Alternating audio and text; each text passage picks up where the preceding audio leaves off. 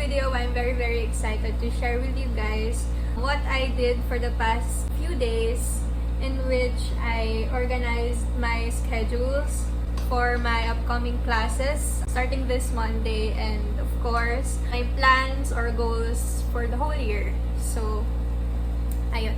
So, this app is called Notion. Actually, matagal ko na siya nakikita sa FYP ko sa TikTok, sa mga YouTube videos, ads, ganyan.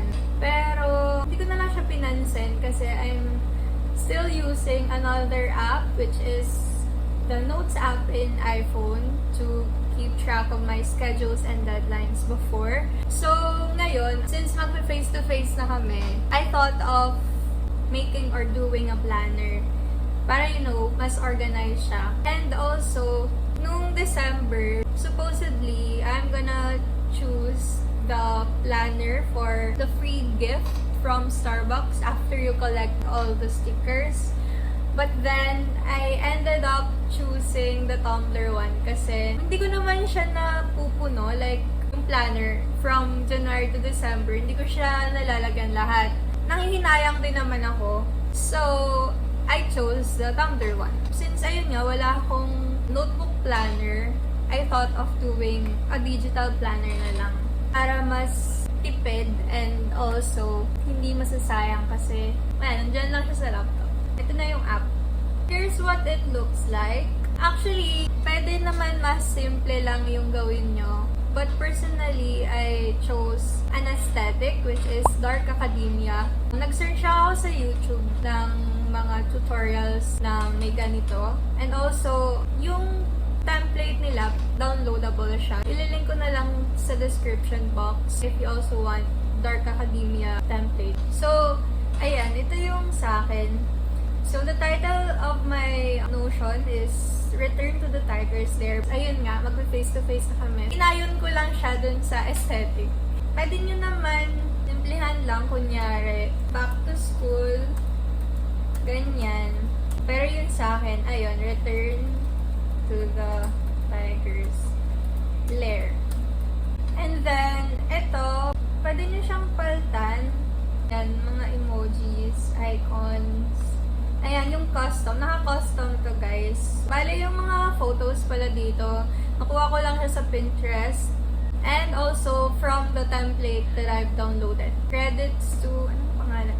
Basta ilalagay ko na lang yung name here. So, itong cover, pwede nyo rin siyang paltan. Notion already have some options for the cover. If you like na color lang, ganyan. And then, pwede nyo rin siya i-adjust. Okay, next. So, ito, Pages of Tomorrow. Wala, sub-pages talaga yung nakalagay dito. Pero, I renamed it to Pages of Tomorrow. Kasi, obviously, for future purposes siya. Naglagay lang din ako ng titles. First, A Visionary's Logbook. Pennywise, These Burning Desires, The Creative Compass, Stairway to the Stars. Nag-search ako ng pwedeng title for Dark Academia journals, kanyan. Dito muna tayo sa Visionary's Logbook. Actually, ayan, for strong visions and inspiring ideas. Random lang siya. Nilagyan ko lang din ng dates. Ang mga ilalagay ko dito is, kunyari, may output kami na need i-submit and suddenly mayroon akong naisip na concept, ganyan. So, pwede ko siya ilagay dyan. Okay, balik ka. Next, itong Pennywise. Obviously, itong bigla ko na lang ito naisip kasi ano ba maganda for tracking finances, ganyan. So, naisip ko, Pennywise. Di ba horror siya? Pero sa akin, literal na Pennywise, like, for tracking finances and savings encouragement. Para naman maisip ko na kailangan ko magtipid. Here, nakalista lang yung mga expenses ko na this month. Kasi gusto ko na i-track yung finances ko and gusto ko mag-ipon this year. Kulang pa to kasi hindi ko pa nilagay yung mga money na natanggap ko na this month. Next, These Burning Desires. So, dito naman, for setting goals, wishes, and aspirations. So, ito, yung goals ko lang this year. Ayan, first is to be in the dean's list. Tags yan. Pwede ka rin maglagay dyan. Tags. And then, why? Aiming for Latin honors. Oh my gosh. Next, to maintain or improve my grades, scholarship standards. Dapat wala akong bagsak, ganyan. To have a healthy lifestyle. Kasi difficulty of self-care when sick. Since I'm gonna live alone in Manila, so ayun, ang hirap magkasakit kung mag-isa ka lang. To be more productive, ayan, sense of fulfillment, more motivation. To travel either domestic or international. Ito, hopefully lang naman, hindi naman to like kailangan na magawa ko this year. Pero sana. Experience new things or cultures. And then to go out of town. Ito, parang alternative lang siya ng dito sa travel. I unwind or build quality time. Next, ito gustong-gusto ko na talaga to gawin way before pa, nung nag-start ako maging 18 years old. Pero hindi ko siya nagagawa for some reason. Ayan, to do a sideline or part-time job. Kahit dito lang sa house or I don't know, try kong mag-apply pero feel ko hindi ako papayagan. Additional savings lang naman. And itong last, to level up content videos for consistency and of course more entertainment. Next, ito, the creative compass for guidance to more creative explorations and expressions. Ito parang for dagdag vocabulary lang and inspo, ganyan. More words, grammar, and so on. Netflix series, How to Get Away with Murder, The Queen's Gambit, Wednesday. Ayan, all series of Harry Potter, Narnia, ganyan. And then, K-dramas, Itaewon Class. Ito, more on about business siya. So, helpful siya para sa program ko. Also, this, Startup. And then, Law School, Extraordinary Attorney Woo, Dr. Romantic. Ang ganda nitong lahat na. Napanood ko na to, pero ang ganda niya. So, ayun. Bala ko ulitin when I got the time. And then, YouTube videos, lifestyle, travel, fashion, makeup. These two are my favorite YouTubers. Si Ray Hermar, tsaka si Aliana Dolina. And then, books. Ayan. Ito nakikita ko lang to mga book recommendations sa TikTok. A Gentle Reminder, The Mountain is You, All the Right Pieces, Everything You'll Ever Need You Can Find Within Yourself. Sana mabasa ko to this year kasi natagal na rin nung huli ako nagbasa ng physical book mismo. Kasi yung mga binabasa ko is puro sa Wattpad. Sana matry ko to. Mga to, nakikita ko sa TikTok. Stairway to the Stars. Okay, so dito naman, basically, dito yung 4 classes ko. For taking another step closer to my dreams. So, timeline, 2022 to 2023. Study playlist. Actually, hindi to sa akin. Personally, hindi ako nagsa-sounds kapag nag-aaral. Kasi, it doesn't work for me. Pero, hindi ko na lang inalis dyan. Kasi kasama na to sa template. Ayan, try natin. Diba? And this black cat, kasama na rin siya sa template. Sa baba naman, here are the courses. Actually, nalagay ko na yung mga courses ko dyan and also our professors. Kunyari, dito sa ethics. Empty yung nakalagay dito, pero once you click it, ayun, may lalabas dyan na mga names, pero i-block ko yung screen for the sake of their privacy. Yan lahat yung subjects ko this sem. Dito naman sa baba is assignments. Kunyari, dito sa theology, meron akong assignment na make an essay. And then course, ayan, automatic na rin. Naglagay na rin ako dyan ng courses para mabilis ko siyang i-click if ever man na may assignments kami. So, sa theology 4, and then due date, kunyari, sa 23. Ayan. So, tags. Ay, ngayon ko lang to nakita. Pero ito, kasama na siya sa template. Okay. Going back sa homepage. Dito sa right side, 2023 schedules, class hours, contents, calendar. Punta muna tayo dito sa class hours. So, here is my schedule this sem. Meron ako hanggang 8:30 p.m. na class. And then, dito naman sa content, kung ano lang maisip ko na yung sunod na pwede kong i-content.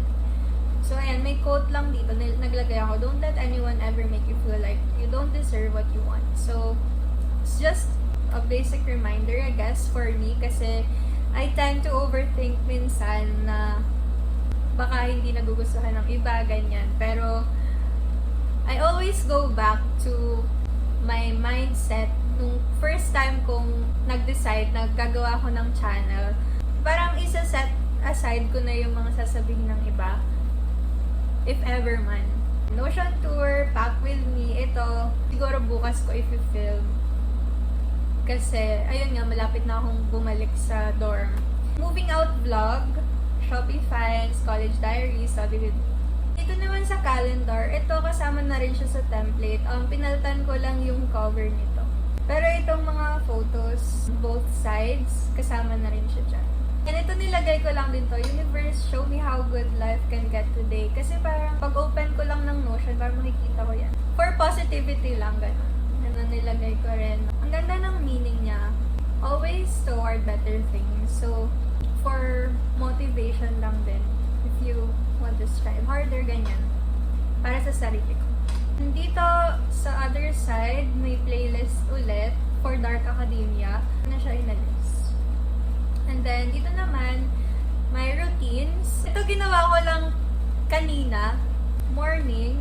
Naglagay lang ako ng quote dyan. Siguro tawanan ako ng family ko dito or ni Chris.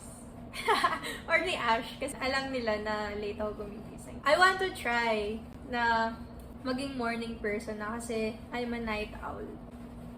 Sana magawa ko kasi para, you know, meron naman akong gawin something for a change this year. And then night, eat dinner, take a shower, brush your teeth, skincare, update and check Notion, study or journal, finalize tomorrow's task, wind down and go to sleep. Dito sa workout page, nag-search ako ng mga workouts, pero hindi pa talaga ako ulit nagsisimula. Hourglass abs workout, kay Daisy Keach, ito kay Daisy Keach ulit, kay Emmy Wong, Daisy Keach. And then dito, may brain dump lang. If wala lang, kung iniisip lang akong something, pwede ko ilagay dyan. Kunyari, pay the bills, pay the rent, ganyan. O kaya, refill water jug. And then, again, meron din dito schoolwork since para mabilis ko rin siyang makita. Make an essay, kunyari, course, theology. Kunyari, ngayon yung due date. Tapos, if complete ko na siya, ayan, na-check. Automatic siya mawawala dyan. Pag clinic mo yung drop-down button here, ayan, lalabas yung mga, mga sub-pages. As you can tell, this app is very diverse. Actually, pwede ka rin maglagay dito ng mga links. Files media. Ayan, tapos, ito, ilalagay mo lang yung upload links. Pero, ngayon kasi wala pa kaming mga files. So, you can organize your course syllabus, ganyan, or like, your notes, if you take notes on your laptop or iPad. Pwede nyo ilagay dyan. You can customize it however you like or based on your own preference. So, ayun nga, mine is Dark Academia. Nag-search lang ako. Pwede naman yung simple lang, as in, nandito sa homepage yung class schedule mo, ganyan. When you click the settings, if you want to set it like mine, like naka-dark mode kasi yung sa akin, just click ayan, my notifications and settings. And then, appearance, customize how Notion looks on your device. So, mine is dark. So, if you want it light, so, ayan. So, basically, that's it for my Notion tour. Hindi siya more on tutorial. I just really like to share how I organize my plans or my schedules using this app. If you also want to be organized this year, you can also use this and explore the app yourself. You can watch tutorials on YouTube, mga videos about how to use Notion, ganyan. And sa description box nila, meron iba na nagbibigay ng link ng templates nila. Personally, I suggest na you just duplicate their templates and then customize it para mas madali and hindi na kayo mahirapan maglagay ng mga elements or like commands. Pero if you like it blank, then you can also do that. So I guess that's it for today's video. Hopefully you learned something and somehow you got inspired on being organized and listing down your plans, ganyan. Let's all be productive and let's manifest greater things coming our way this year. Thank you guys for watching and I'll see you on my next one. Much love!